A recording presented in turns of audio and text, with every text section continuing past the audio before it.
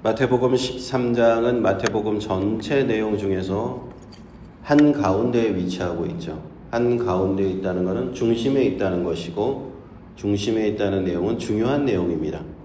마태복음 전체에 5개의 담화가 있는데 그 중에서도 가운데에 있는 5개 중에서도 가운데에 있는 담화가 오늘 13장에 천국에 관한 7가지 비유가 있는 이 13장의 비유 담화입니다.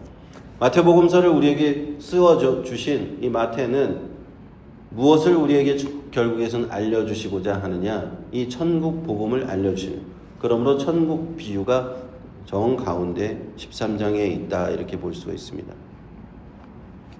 오늘 구절은 그 중에서도 3가지 비유의 내용에 관한 것입니다.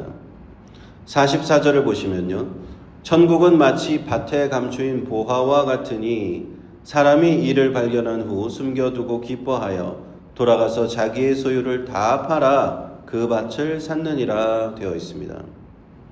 요즘에는 땅속에다가 보물을 숨기는 일이 흔하지는 않죠.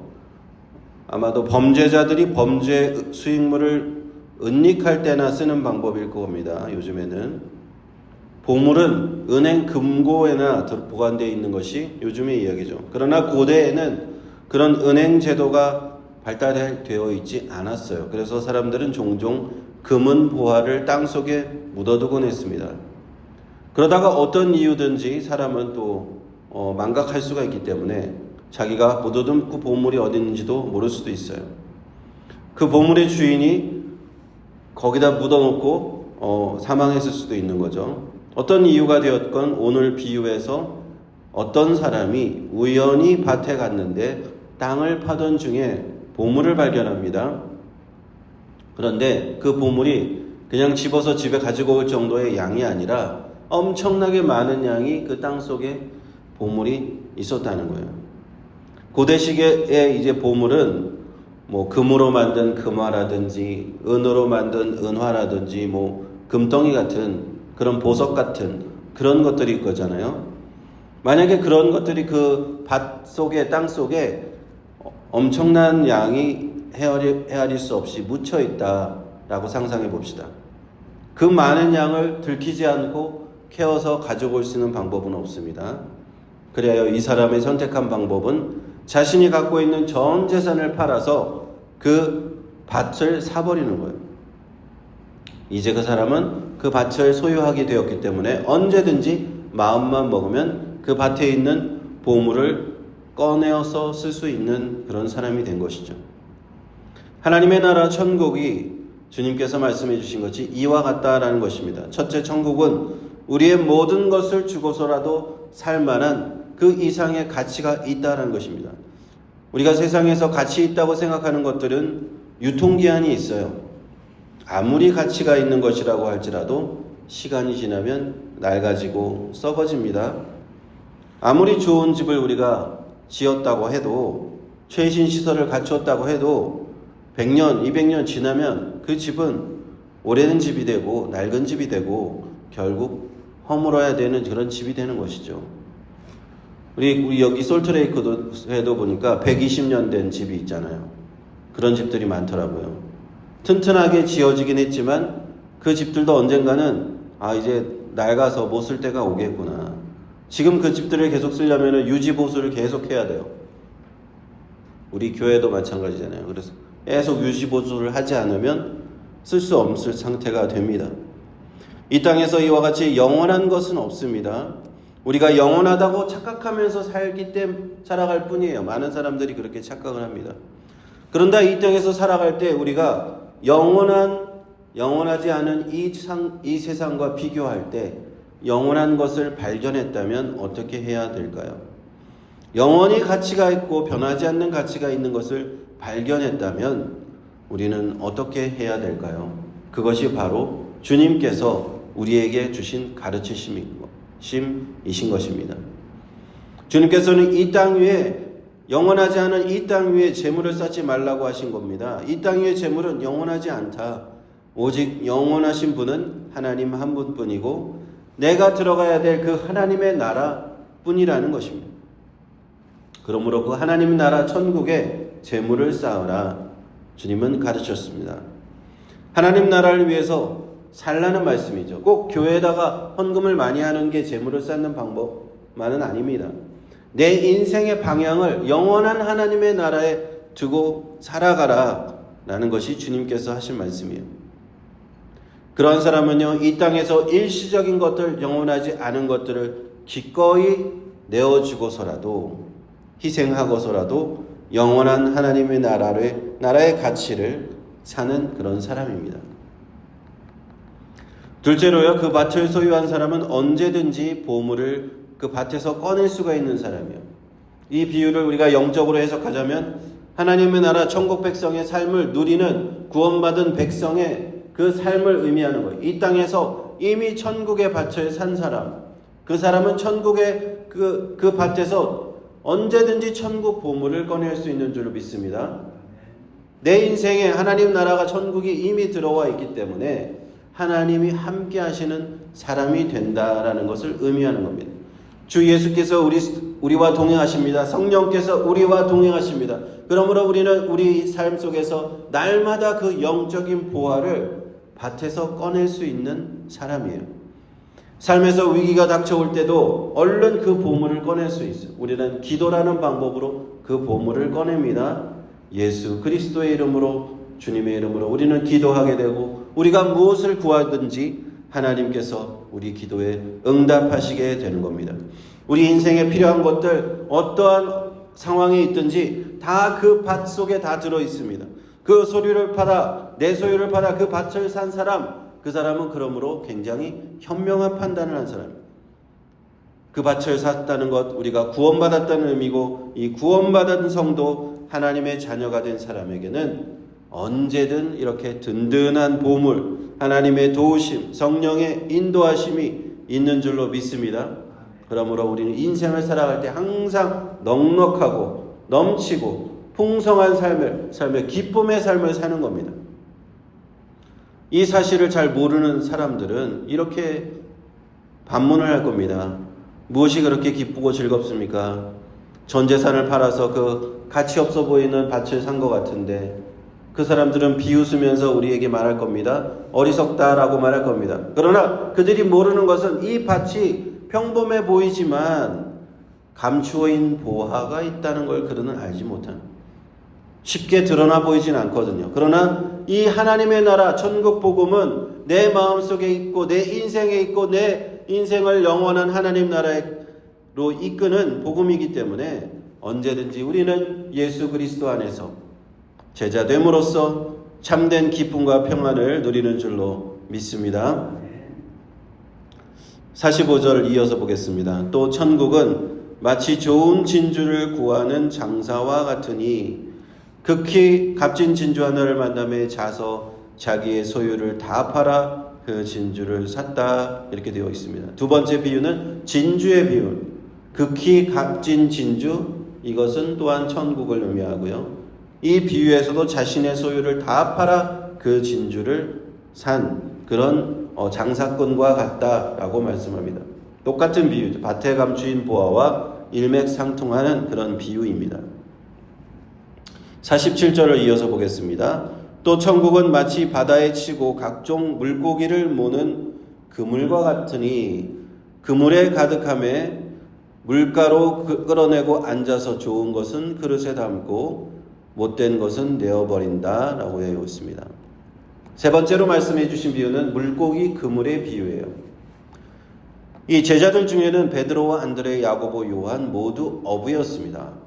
이 제자들에게 이 비유는 정말 딱 이해가 쉬운 비유였어요. 자신들이 늘 하던 그런 어업이 있잖아요. 그들이 항상 물고기를 잡은 사람들이니까. 주님께서는 이미 그들을 부르실 때 내가 너희를 사람을 낚는 어부가 되게 하리라 하고 제자들을 부르셨습니다. 이제는 그물 치는 비유를, 물고기 그물의 비유를 주시는데, 이 그물과 낚시의 차이점은 한 가지 있습니다. 낚시는 한 마리 두 마리밖에 못 낚지만 그물은 한꺼번에 종류를 가르지 않고 물고기를 잡아 올리죠. 어부들은 그물을 배에 끌어올리고 나서 그 중에서 쓸만한 물고기는 저장고에 팔고 나중에 시장에 내다 팔고, 하지만 쓸 수 없는 물고기는 다시 바다에 버리든지 내다 버립니다. 근데 마치 천국이 이와 같다는 것입니다. 많은 사람들이요 천국 복음을 듣고 하나님 앞에 나아옵니다. 하나님께서는 남녀노소 모든 인종 계급 차별하지 않으시고 모든 사람들을 부르십니다. 그물에 쫙 끌려오듯이 수많은 사람들이 이 천국 복음에 끌려옵니다. 그런데요, 처음에 그 부르심을 따라 나온 사람들 모두가 나중까지 예수님의 제자로 남아있는 것은 아니다라는 겁니다. 중도에 탈락하는 사람들이 나와요. 대표적인 사람이 가룟 유다입니다. 가룟 유다. 가룟 유다는 주님을 배반하고 믿음을 저버린 사람이죠. 근데 가룟 유다도 처음에는 이 천국 복음을 듣고 예수님을 따랐다라는 사실을 우리가 기억할 필요가 있어요. 그것도 예수님께서 12사도로 세우신 분, 12사도 아주 중요한 직책으로 세운 한 사람 중에 가룟 유다가 있었다는 것은 상징하는 바가 큽니다. 그러므로 가룟 유다와 같은 사람들도 있을 것이라는 이 그물의 비유를 통해서 가라지의 비유 속에서 이제 가라지가 그랬듯이 일맥상통하는 그런 비유가 됩니다. 49절을 계속 봅니다. 세상 끝에도 이러하리라. 천사들이 와서 의인 중에서 악인을 갈라내어 풀무불에 던져 넣으리니 거기서 울며 이를 갈미 있으리라. 그러므로 세상 끝 하나님의 심판의 날에 천사들을 다 동원하셔서 이러한 악인들에 대한 심판을 하신다라는 것입니다. 가룟 유다와 같이 주님을 배신하고 믿음을 저버린 이런 사람들, 또 사람들을 넘어지게 하는 그런 이단들, 사란마귀에 속한 그런 악한 자들을 불심판으로 심판하시는 것이 하나님이 정하신 때라는 거예요. 51절을 보십니다. 이 모든 것을 깨달았느냐 하시니 대답하되 그러하오이다. 예수께서 가라사대 그러므로 천국의 제자된 서기관마다 마치 새 것과 옛 것을 그 곳간에서 내어오는 집주인과 같으니라. 예수님께서 제자들에게 이 모든 것을 깨달았냐고 물으십니다. 천국에 대한 이러한 모든 비유들을 이해했냐라고 물으신 것이죠. 천국에 관한 비유, 천국 복음은 이 비유를 깨달을 수 있는 것은 제자들에게만 오직 허락되었잖아요. 그래서 제자들을 주님께서 밝히 이 비유를 알려주셨고 그들은 이 비유를 모두 깨달을 수 있었다라는 사실입니다. 그리고 나서 이것을 깨달은 제자들을 향하여서 예수님께서는 말씀하십니다. 너희들은 천국의 제자된 서기관이다. 무슨 말입니까? 그 이전까지는 이 서기관, 원문을 보면 헬라어로 그람마티우스라고 하는 단어인데 이 서기관은 유대교에서 이전의 유대교에서 율법을 공부하고 율법을 해석할 수 있는 훈련을 받은 학자이자 선생님을 얘기했어요. 유대교에서 서기관들은 구약 성경밖에 알지 못했습니다. 율법서, 예언서, 성문서로 구성되어 있는 이 구약 성경, 타나크라고 하죠. 이것을 줄여서 율법서, 예언서, 성문서의 앞글자를 따서 타나크라고 이제 히브리어로 부르는데 그것밖에는 알지 못하는 사람들이 이 구약의 유대교의 서기관이에요. 구약 성경은 하나님께서 옛 언약의 말씀으로 주신 겁니다. 그래서 구약이라고 부르죠. 영어로는 Old Testament고요. 신약 성경은 하나님께서 주신 새 언약의 말씀입니다. New Testament죠.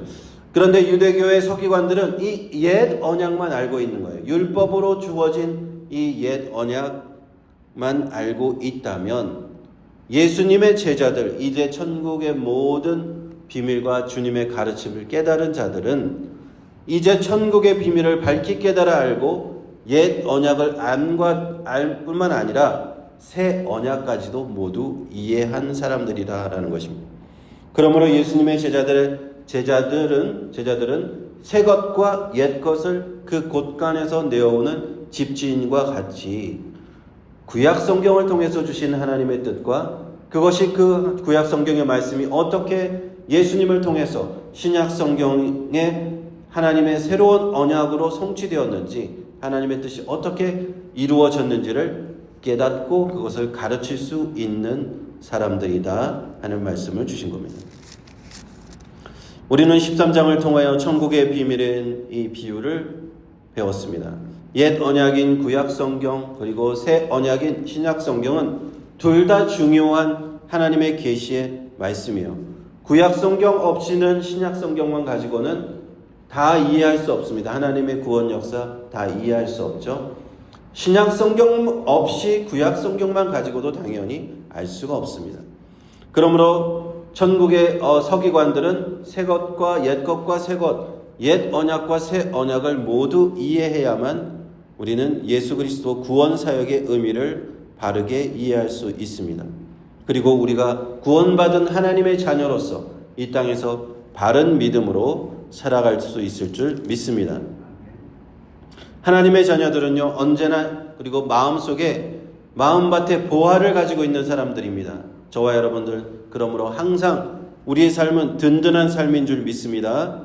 불안한 삶이 아니에요. 항상 우리는 마음밭에 이 보화가 있어요. 우리 인생에 꺼내고 또 꺼내었어도 다 쓸 수 없을 정도로 넘치고 풍성한 그런 우리 하나님의 은혜의 밭이 우리 인생에 있다는 것 우리 기억하시고 우리가 이제 넘치는 이 하나님의 은혜를 날마다 누리는 저와 여러분의 삶에서 날마다 풍성하게 누릴 수 있기를 주님의 이름으로 축원합니다.